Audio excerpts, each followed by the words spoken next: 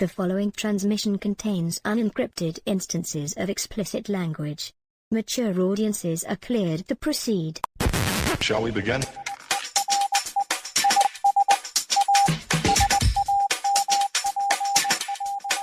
Let's begin. In the mid-60s, the two most popular characters in movies were James Bond and Inspector Clouseau.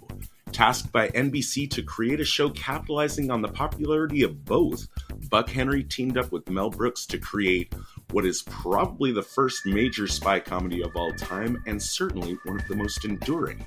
I'm Todd. And I'm Dave, and we like to talk about spy movies. In 2008, Warner Brothers decided to find out if the Get Smart formula had enough staying power to launch a cinematic reboot. How did Steve Carell and Anne Hathaway fare in their attempt to step into the slapstick shoes of Agents 86 and 99? Friends of the show Lon Lovett and Yammering Lou join us to discuss, and that's this episode of Spies Like Us. Todd, by the way, let me send out a big fuck you for waiting for 2 months to do this. I was ready to do this 2 months ago, and you're just so important. You've got to do everything first. I'll get to you in March, Lon. You gotta save that energy for the show, Lon. Save it for the show. I'll get to you in March, he says. I don't know. This is the show. They're doing like a real professional podcast, not the slapdash thing that I was trying to do, that I still try to do. Like they actually do a professional podcast, like they actually do it every week. Unlike me. Did you hear that? That was the fourth beer opening, and there will be more. I'm getting high.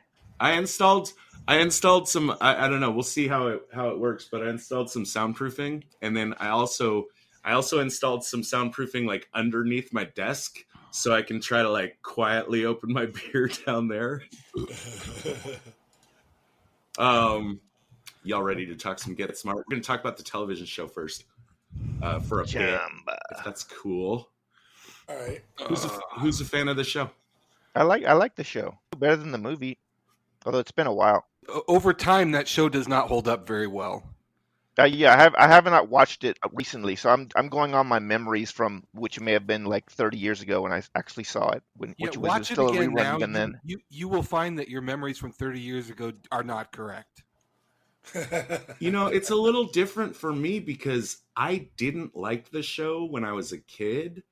And so my expectations were set pretty low. And when I watched a few episodes, I was like, hey, this is better than I gave it credit for. I don't think it's great. And it's definitely kind of one note. It is one note, and it's really weird because they do that thing where they try to ride the line. The whole show is basically just this tippy toe across this razor's edge of trying to be like serious on one hand and like get in like the serious bits and then the comedy bits. It's like they kind of try to toe the line with that so that you're never quite sure what the show is. Is it supposed to be serious or is it supposed to be comedy? Like they do that really well, I think. But I don't find that towing that line serves any purpose. It just seems to it doesn't it's a scattered point of view in my opinion, but I just remember the classic bits from the show of him like that's what they didn't. I'll just to quickly bring it to the movie. They didn't get into in this movie. They did the classic bit of him like always going, "Oh hey 99," and then him flipping him over her shoulder because she's trained to like I think every show has that one. Like did you saw it again, right, Todd? The show recently? Wasn't there a scene where 99 flips him over her shoulder because she startles him? I didn't see that scene, but that is funny to me. But that's like a classic. Or the cone of silence. It's funnier. The one they do in the show is funnier because it's actual cone. It's like low tech and it doesn't go all the way down. And they're like, like it's better than the digital one in the movie. The cone of silence. And the missed it by like it does feel like it's an iconic show though. I don't know if it's one of the most 100 popular shows, but I think like if you're talking about the classic television, you wouldn't want to leave out Get Smart, like as just to talk about it. Like you wouldn't want to, but I'll still stick to the fact that I think it doesn't hold up well. It doesn't like. But that's true. But that's nothing against that's not. I mean. It depends why it's not holding up, but I'm saying like it should try to judge it based on how it was at the time. I think like was it a good show like at the time? But here's the thing, and I really admire the movie for doing this, and that is the fact that the movie is very, very self-aware of the fact that the show does not hold up well. The movie is really uber cognizant of that fact. Like all the jokes that they do and all the little recognition for the audience that they do when they kind of tip their hat to the audience and let the audience know that we think this humor is stupid too. The movie does a really good job at making the audience know that they think the humor is stupid too.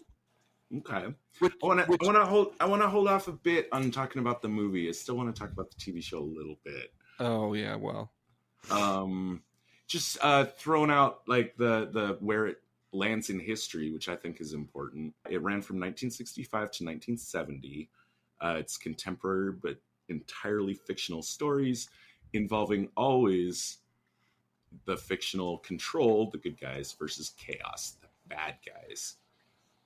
And to me, where like one of the most interesting things about this TV series, it's right there in the Cambrian explosion of post-Bond stuff that started in 1962. 1962. Here's the other TV series that came out around the same time. So 1962, that's where Dr. No shows up. And that's the first Bond film. 1962 also had the TV series The Saint. 1964. The Taint? The Saint. Oh, I thought you said The Taint. I'm like, wow, that's a pretty brave show. The Taint? Oh yeah, The Saint. I remember that. That was before its time. That was the one show that was before its time. 1964 is when we get The Man from U.N.C.L.E., which I feel like is maybe one of the more serious of the spy shows from that era. I was surprised to find that 1965, the Wild Wild West, the TV series that they made the movie with Will Smith based on. That's a very bad movie. That's a terrible movie. I heard to steer away from it. But apparently the Wild Wild West is actually a spy show set in the main characters are actually it's a good show. It's a good show, actually. The TV show. Okay, cool. And 1965 also gets I Spy. That's a good show. Cool. You're into the classic television, it sounds like? But who's in I Spy? I'm trying to think who is in Bill it. Cosby. Oh, sure. that's right. But I think it was a good show. But I guess we're not supposed to say it's a good show, but I think it was until we found out that he was a terrible person. It was a good show. I don't care. Terrible person or not, that show sucked. But I mean, I just remember. I don't know. I just thought I always remembered it as a good show. It's possible I actually never saw the show, but in my mind, I'm thinking it's a good show. And just because Bill Cosby's a bad guy, I don't think I have to change thinking it's a good show. But maybe I do. Maybe that's for another topic, for another show, another. What about the Avengers? The Avengers, The movie? Yeah. No, the television show. There was a television show called The Avengers. Yeah, I mean, that's but what the movie is based on. Not the Marvel. Do you remember that movie that had Sean Connery and Uma Thurman? Or I think it was Sean Connery, but Uma Thurman was in it. That was the movie that was based on this show that Todd's talking about, not the Marvel superheroes one. I'm not saying we're going to discuss it this show, but just for a future show, what do you think it would be like if Thanos had run Chaos? Just tickle your, and we'll think about that another time. Yeah, let it marinate for a little bit. I want to see an Avengers versus the Avengers. That way. I don't. Well, they did that. You got the Avengers Civil War. That you got that. They gave No, that to you. I want the British spy Avengers to fight the Marvel. Oh, the Avengers superheroes. versus the Avengers. Yeah, that one. And I don't think it was Sean Connery. I think it was Ralph Fiennes. Ray Fiennes? Ray Fiennes Yeah. that showed up in the movie. The Avengers is a weird one because it technically started out in 1961, which is before Bond. But at that time, it wasn't a spy show. It was more like a detective show. But with everyone jumping on the post-Bond spy bandwagon, by the time we get to 1965, the Avengers had like morphed itself into being a spy show because, that's audiences were just going crazy for this.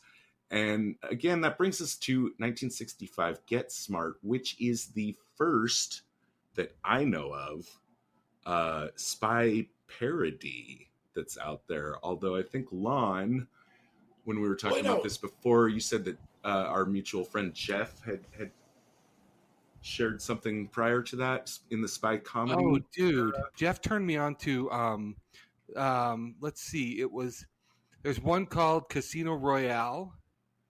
There's one called In Like Flint.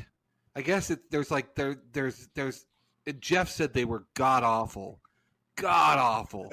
Yeah, I actually kind of like In Like Flint. It's 1967, and we did cover that on this show.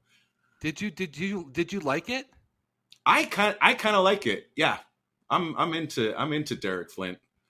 Old Bond is like this smarmy asshole, and Flint is more like this smarmy asshole that knows he's a smarmy asshole. Bond seems like very unself-aware to me. Speaking of Bond, Sean Connery was in the Avengers film. It was Ray Fiennes, Uma Thurman, and Sean Connery. Oh, sweet. Okay. What was their deal? Did they have special powers, or are they just like crime fight? What were they? They had devices. I think the main thing that, if you remember anything about the Avengers, if you remember one thing, it's that he had a bowler hat that he could throw and, like, I don't know, hit people with or something. You mean like one of those Bond villains? You mean like Odd Job? You mean like one of those? Yeah, pretty much. He had that hat, and he had a sword hidden inside an umbrella. So it was kind of like the Avengers, I think, get credit for being the first to introduce the idea of spy gadgets kind of stuff. So, hey, Lon, I don't know. I still haven't heard you mention something that comes before 1965, before Get Smart. So I'm still sitting here maintaining that Get Smart is, maybe there is a spy comedy that comes before it, but I don't think anyone can argue that. What year was Our Man Flint? Our Man Flint is 1966, so just one year too late. Just to think outside the box, what about Mr. Ed? Because he went on missions. People didn't know that he couldn't talk, so isn't he like a spy? Because nobody knew he could talk except for Wilbur, so that's as good as a spy, and he was smart. Or Lassie. Lassie was always finding the kid in the well. There weren't a lot of gadgets. And everybody know. No, yeah. There weren't very many gadgets on Mr. Ed. So you're saying that Get Smart is the first spy parody ever on movie or TV? Well, I can't, definitively scientifically prove that, but I would maintain it sets, like, it's the dawn of the genre. It's the one that all spy parodies that come after have to look at and learn from. Do you know when the Police Squad is? You know, the Leslie Nielsen one that they turned into Naked Gun. When did that show? I wonder when that show was. I guess it was after. Hang on, I gotta call Jeff. Jeff knew all of them. Jeff had several of them. Hang on. Police Squad. Let's see. Well, 1982, but obviously there was one that's before way later. that. Or no, yeah, that was 1982. That's way off. There was nothing in the 50s. There got to be some like cheesy 50s show about a spy, I would think.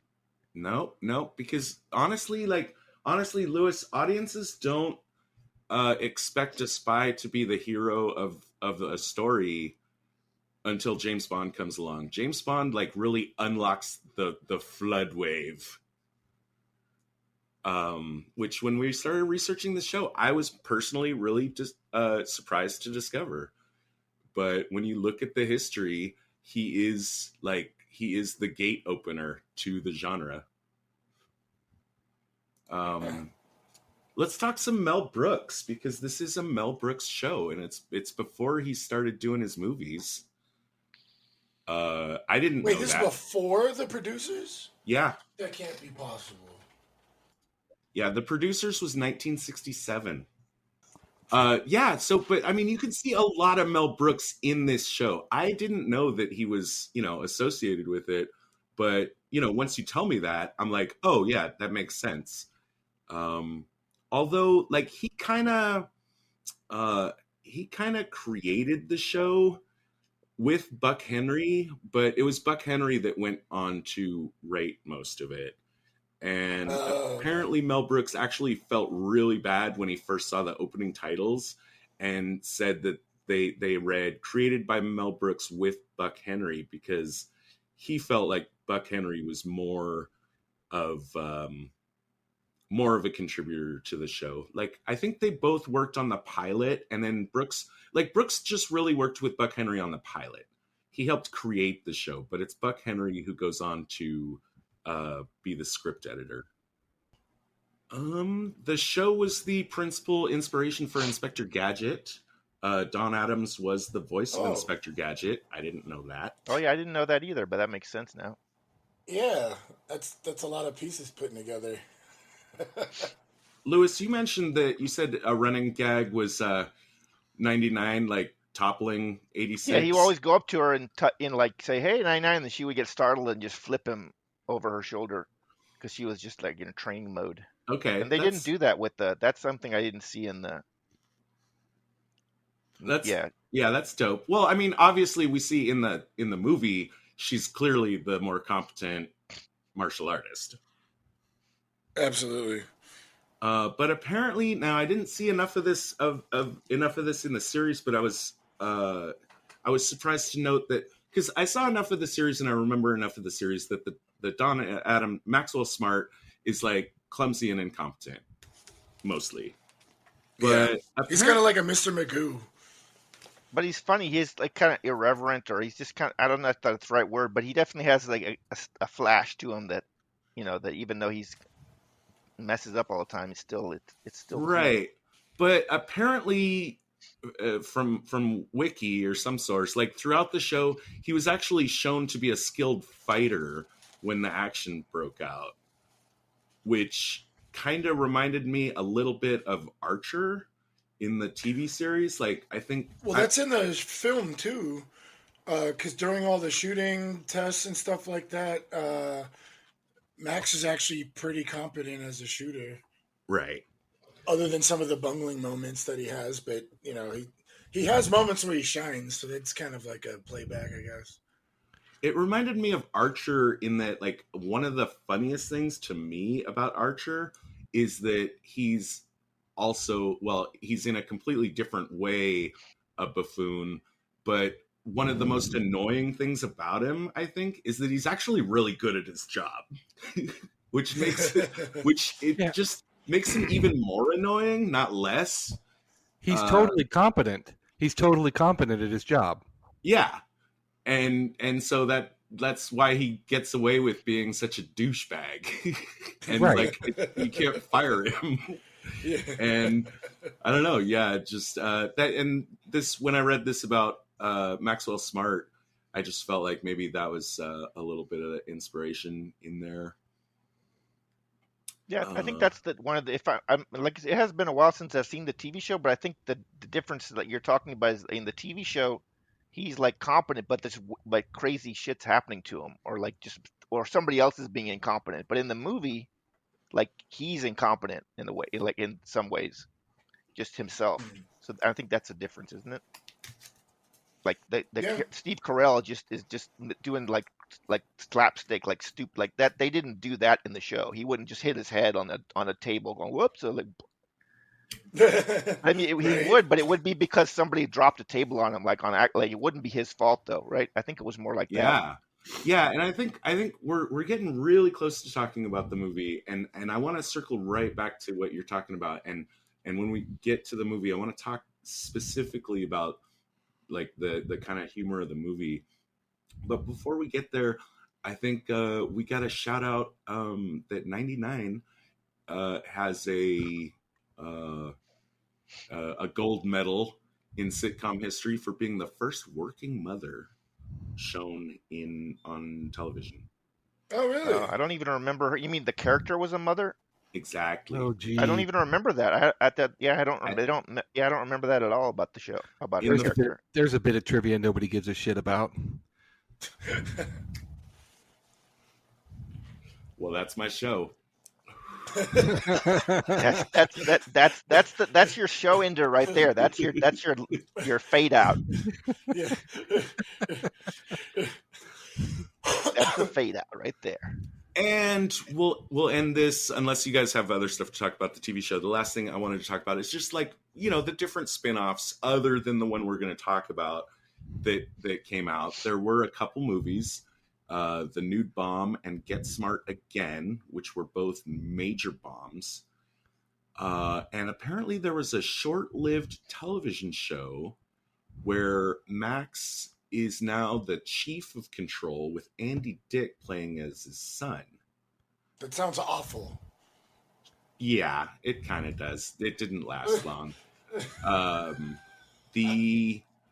in the end of the series, they had twins. They had a boy and a girl, and so Andy Dick being his son, we never the show was canceled before we get to find out what happened, who his daughter was. But it was planned that she was going to have gone on to become the head of Chaos. Oh, Good old Andy Dick. I like him, or at least I used to. I don't know. He's just kind of Yeah, disappeared. I think he's pretty funny. Yeah. He makes me laugh. he has funny, some Todd, moments. It's funny because you're like, we're about ready to talk about the movie, and yet we haven't even talked about the show. We just spent a half hour basically dancing around most of the show, but we didn't really talk about the show itself. What do you get to say about the show, Lon? Well, I'm just saying, just like the way the humor balances out in the show, the way the jokes play out, the way that they try to hit a certain tone with the show that I think is a really hard line to walk on and a hard line to dance on. And they tried so hard for the whole show. The episodes I watched, you sent those episodes, I watched them. Well, let's dance, Lon. Let's do it. Yeah. No, but I'm just saying. I agree. It's groundbreaking. I'm just saying it is groundbreaking because, the Chief, the episode where the Chief got hit, they let it go it's funny because they let it go just long enough with no joke for you to almost buy the show. It's weird for you to almost buy it. You almost buy into the show as being a regular show, and then they have to jump in with a joke and fucking spoil the whole thing. But that's the thing: is it spoiling the whole thing, or is it making the whole thing? I think we are watching different shows, Lon, because I always thought the whole show was like a farce. I never got out of that mode of it being being real. Lewis, I think he's talking about what when I Googled was and this is by fan vote, the best episode of Get Smart. Oh, he's talking about a particular episode. Is the season finale of season 2, and I think that was the end of a 3-parter where the Chaos was specifically targeting the Chief. And so when you look at the list of the most popular episodes, it's episode 28, 29, and 30. Yeah. Of the second season are the top 3 because they kind of form this longer storyline that Lon is talking about, gives them the opportunity because, okay, Lon's right. The whole series is let's be serious. Let's be serious. Let's be serious. Oops. Let's be serious. Let's be serious. Let's be serious. Oops. But in that 3-parter, I guess Lon is saying they had a longer time to kind of lull you into a false sense of, oh, are we getting serious here? And then, then that makes the oops even bigger at the end of that. I think it's funnier. I think it's funnier when they're because the regular one's funnier because you know that it's not serious, but the longer it takes, it's kind of funnier seeing them go through. Let's do the decoder, and then at the end it's like a cereal box and it's not going to work, but it's still funny to see them all serious going X B, and then it was just a box of cereal because they got the wrong thing because they're incompetent. And then I'm ready to have that conversation about the humor and how it translates from the TV show to the movie, unless Lon is really got more to talk about. Yeah, okay. So what I wanted to say was, because there's a law, there's a comedic law at work in the show and in the movie. You know what I'm talking about here? There's almost like a comedic principle or law that's at work that dictates, it's kind of like, what do you call it? What's that one about, I don't know, if any, there's one that's named after someone, if anything can go wrong, it will go wrong or something. Oh, Murphy's Law? Murphy's Law, right? I think there's something like Murphy's Law in place in both the show and the movie that everything you try will let you get away with it for a few seconds or maybe a minute, but then we're going to bust out the trombone. Wah, wah. I remember so many moments where I stopped and went, oh my God, that's perfect how they played that. Like, so many perfect spots in the movie where a joke was made.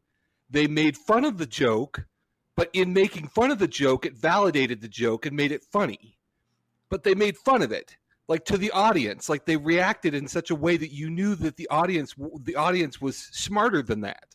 The audience was too smart to do the stupid That's old cool. fucking That's cool. stage. You're on a different level than me, Lon, because I'm not going through any of those thoughts when I'm watching the movie. Oh, dude, no way. Not one of them. No way. I watched that movie and several points I went, that writing is fucking brilliant, because they pulled Get Smart from way back when. They pulled some of the corny humor, but they did it in such a way that audiences today could enjoy it.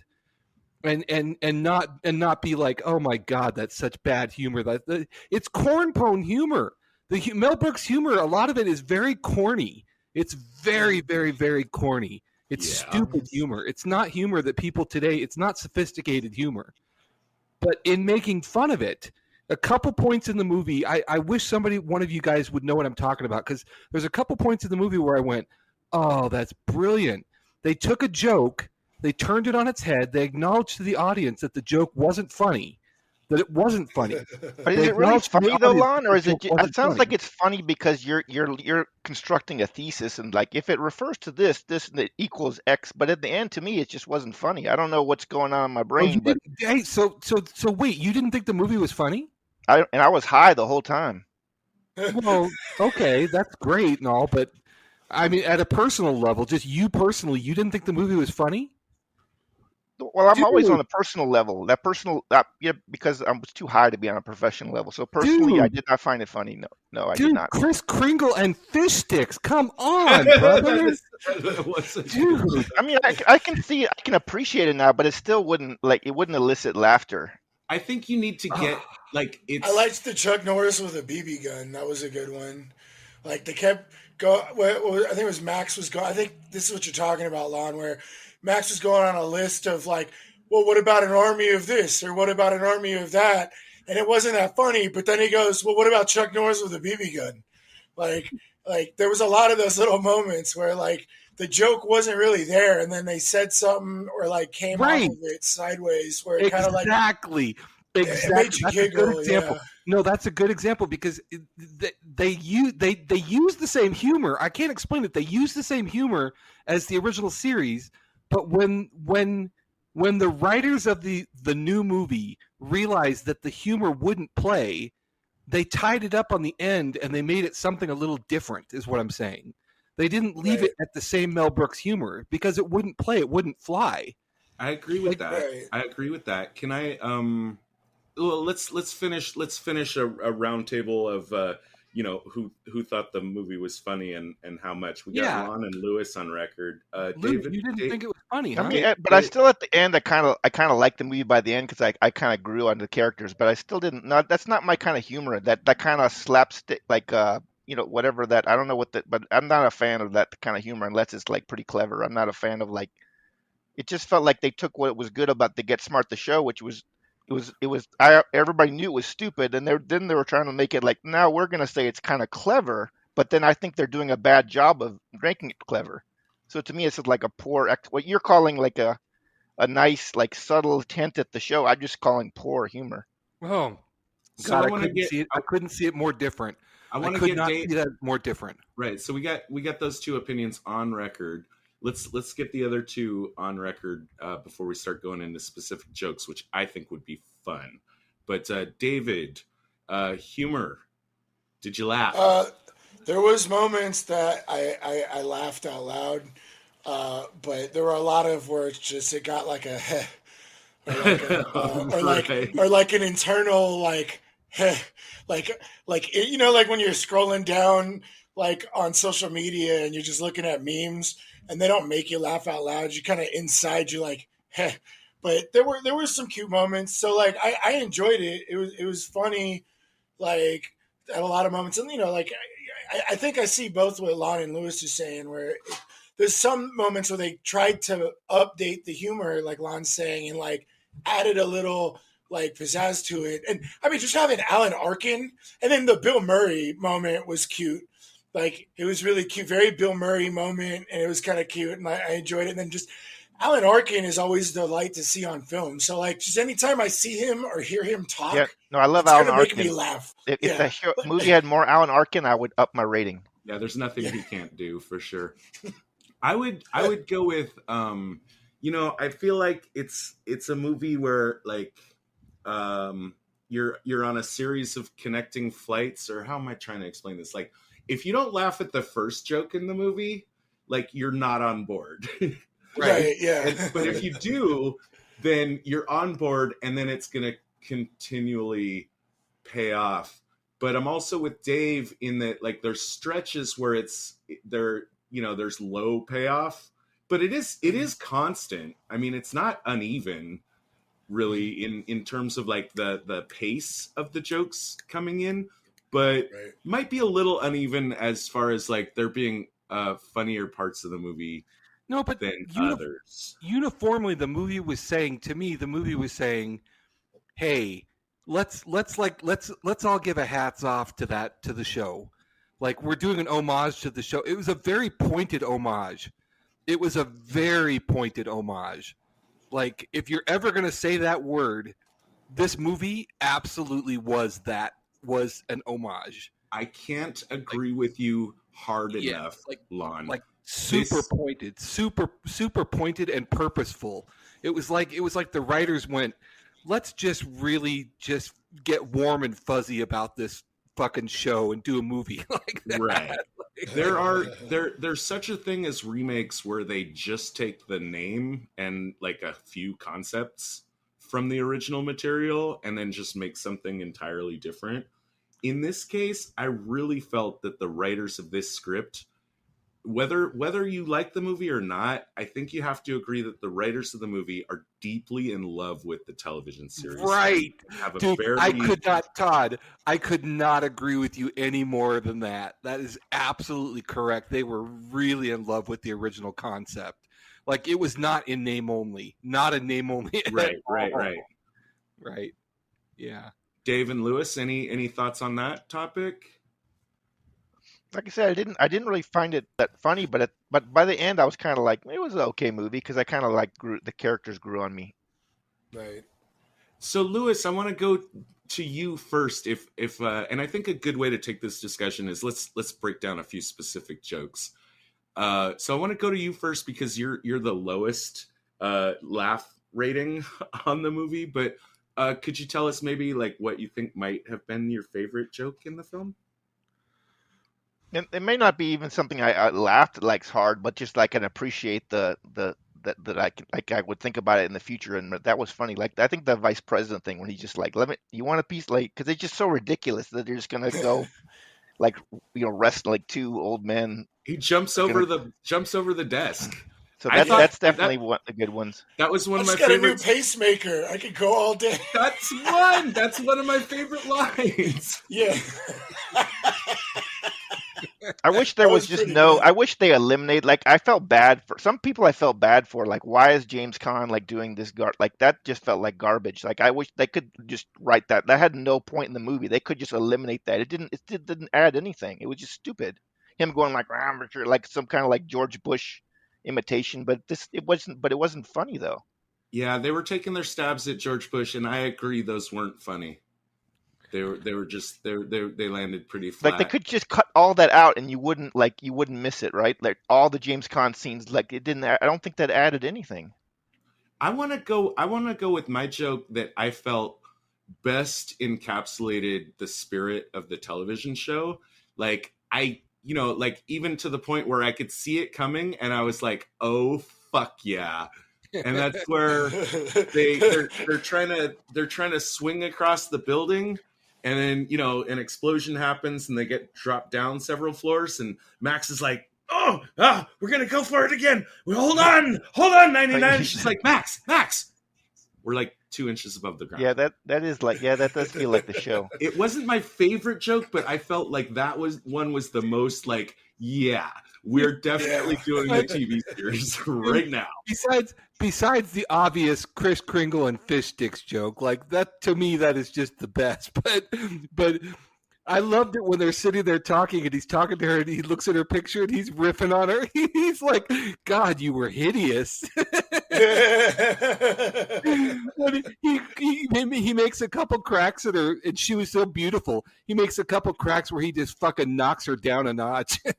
And I will say, Anne Hathaway is the perfect person to do the joke where she's like, "Are you staring at my ass?" when they're like she is, because she has that kind of personality, like where she's like, kind of like knows that like it, but it's good. Like it, that's like the perfect like Anne. Nobody could do that scene, I think, better than Anne Hathaway.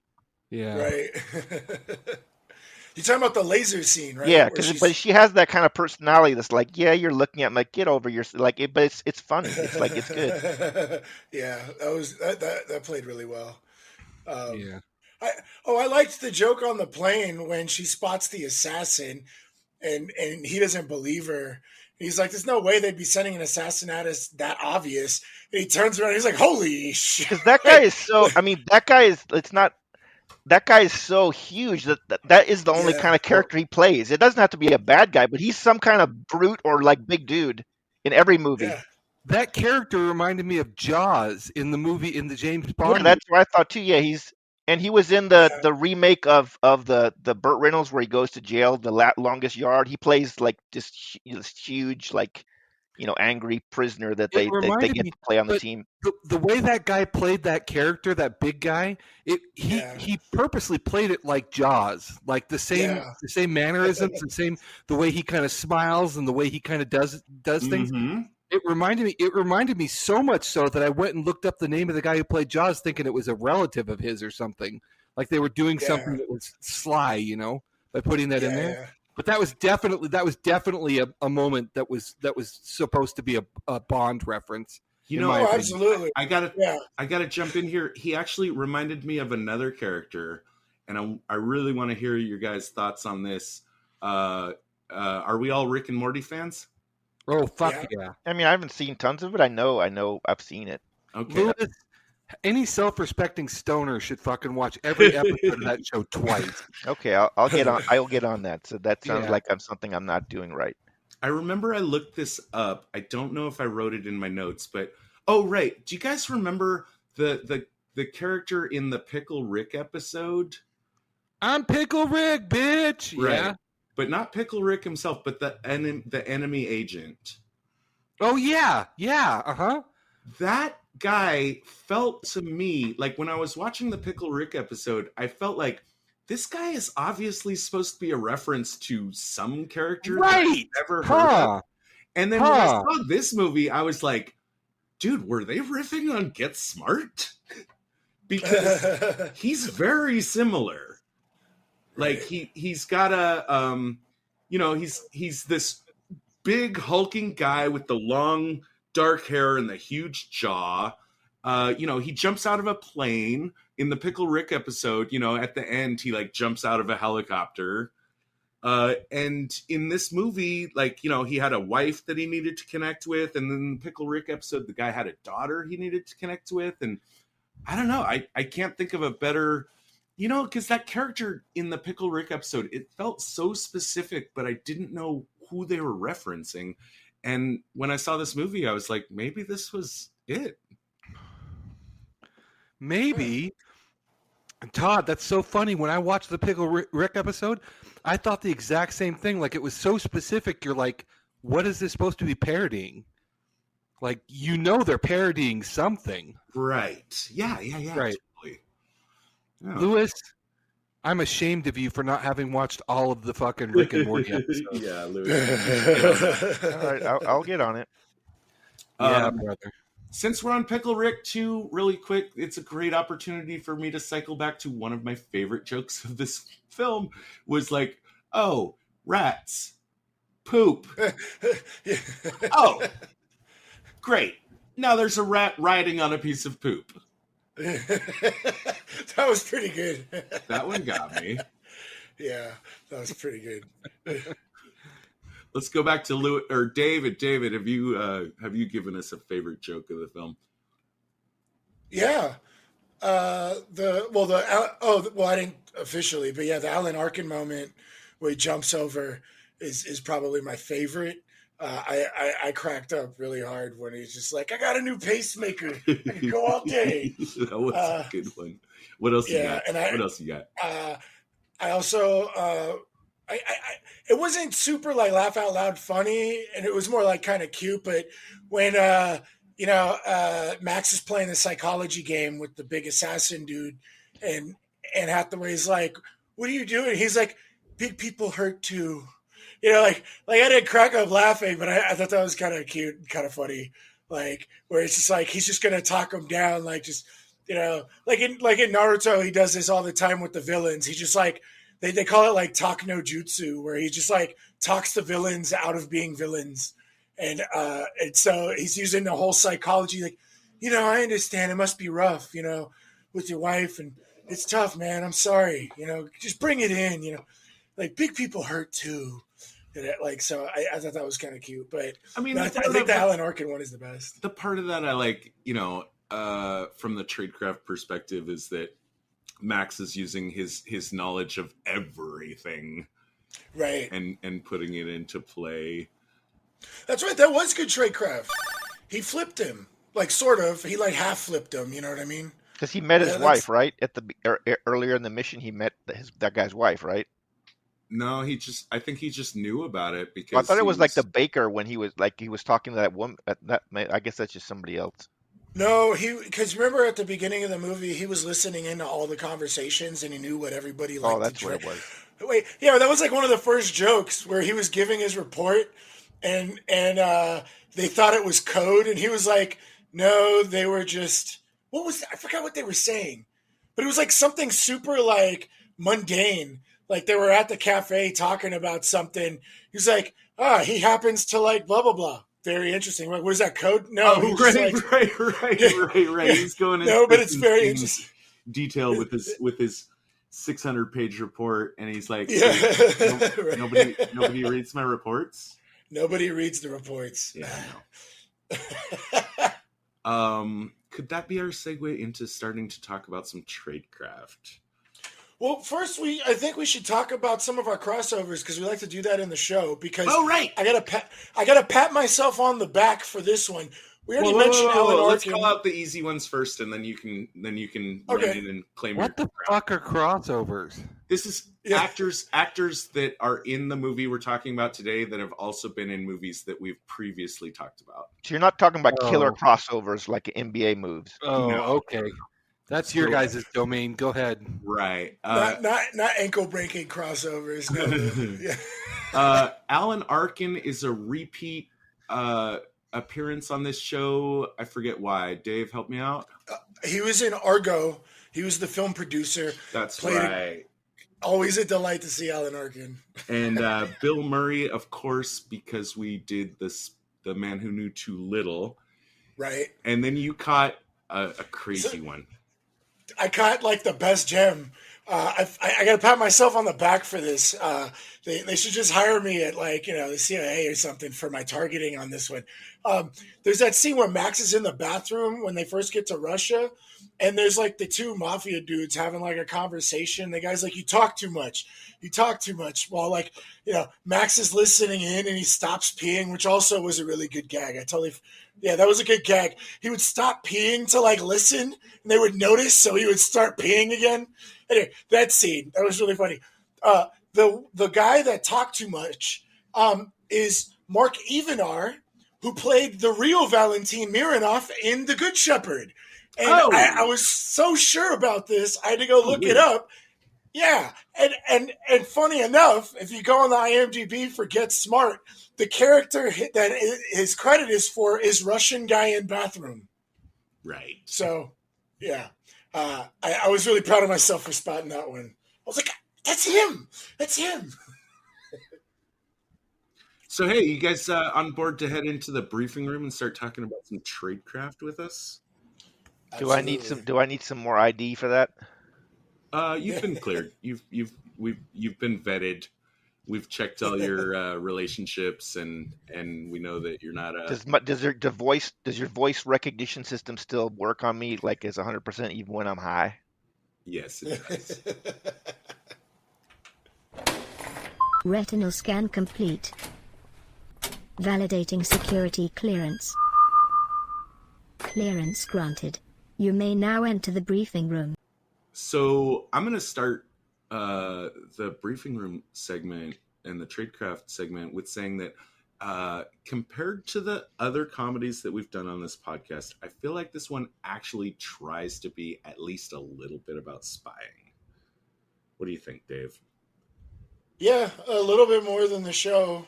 Like, the show was kind of making fun of the whole Bond phenomenon. And this, I think they tried a little bit better to have some, like, moles or... You know, I mean, there was still a lot of gadgets, but I think they were trying to accomplish some spying. You know, rather than like, hey, you got to go get the thing, and here's a cool toy that I did it with, you know. Right. I struggled a little with my plus spy points and minus spy points on this one because I feel like it's a little unfair because the law of get smart humor will trip them up anytime they try anything. Yeah. So, you know, it's kind of hard to say because, you know, given that law seems to be in place, like I tried to give them a little plus spy points, at least when they tried to do something that would make sense if they weren't in a Get Smart movie. that was legitimately like a law of physics was going to dictate that this is going to fucking get. Is this the part where I would mention negative tradecraft stuff that I saw? Let's hear it. Like I don't think they really. If you think about it, there's no good explanation. Like they basically The Rock was the double agent, right? And he at that one point he supposedly Max saw there was nuclear stuff there, and then supposedly when everybody got there it was all gone. They never explained like how would he have done that? That he just like we're just supposed to believe that like he's still like he's hot, right? But he's able to sweep the rest of the area. Like he was the only one that went there and checked. Like that doesn't make any sense. Like, okay, I just have to ask. This is so fucking far beneath both of you, but I don't even know what the fuck are you talking about when you say tradecraft. What's tradecraft? Go for it, Dave. So tradecraft is kind of like a general term, for like used as like spycraft, like the techniques that spies will use in various situations to either protect information or gain information. Yeah, you could definitely just substitute the term spycraft in there, but when spies talk about spying, they use the term tradecraft. That work for you? So is that like gadgets they use, or? Well, it could be a lot. It could be a lot of things. At least in the context of this show. I thought the bathroom scene in the airplane was fucking retarded. They overdid that so much. Like for a comedy movie, even to use it in such a way that they overdid that using that mechanism. They overdid that like so fucking much, like way out of proportion to what they should have, in my opinion. I think it's clear that like that joke started with the idea of we want to show something where like Max can't handle his gadgets, like they're too much for him, and then they proceed from there to like build exactly that scene. I mean, I totally agree. It's not the funniest part of the movie. But Dave wanted to flag it as his worst tradecraft because why? This made my worst because they already like said it was a Swiss Army knife and it had all these cool gadgets, and he's sitting there zip tied. He could have just used the saw on the Swiss Army knife, or like the knife on the Swiss Army knife. Just the knife. And also presumably he's like trained. There's like a trick you can look up on YouTube to break zip ties, where you tighten them a little bit more, and then you just like pop them off your chest or off your stomach. And so that whole scene, and I agree with Lon that the joke was way overdone. They could have maybe had him like shoot his cheek like maybe once and then like bounce off somewhere like twice or whatever. But yeah, just the fact that he has a Swiss Army knife and is trying to just use the crossbow to shoot off the zip ties When he could have just used the knife on the Swiss Army knife. Yeah. The knife as it was intended to be used. Right, exactly. Was early, I thought, like a positive thing where when The Rock tells like Max says, like, "Oh, you're back from an assassination," and he's like, "Max, assassinations are prohibited by Executive Order 12333."